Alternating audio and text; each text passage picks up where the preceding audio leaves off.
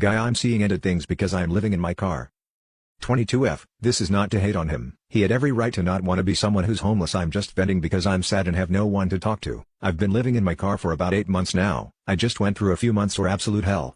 Ended up living in my car and everything spiraled and it's just been hard to get out. I started seeing a guy about 5 months ago. I never told him, which was a mistake, but I was embarrassed and having someone around was so nice I didn't want to lose him. I also was able to hide it well because I work at a hotel restaurant, so I get to use the hotel gym for free and kept my stuff in my cubby at work. This week I finally told him about it because he wanted to know why my car was always in my work parking lot because he drove past after we were closed a few times. I told him and he broke up with me immediately because it wasn't something he wanted to deal with. Obviously understandable. I only stayed at his place one night, but I miss laying in a bed so much already. I also just miss having someone to talk to, especially at night time. He was also my first kiss. I had quite the messed up childhood teen years, so I had never even been on a date when I met him. I guess everyone has to have their first breakup, lol. On a side note, fingers crossed I get one of the rooms I applied for this week. On why I kept it a secret, it was mostly just embarrassing, but I also just didn't want to force him into feeling obligated to help me. We were complete opposites too. He was extremely well off for his age and owned a house, nice car, and he also came from money in the first place.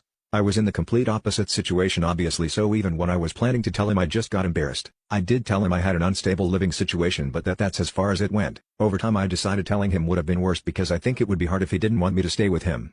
To know the person he's with is sleeping in a parking lot, if that makes sense. Also, I don't know what his opinion was on homeless people before telling him.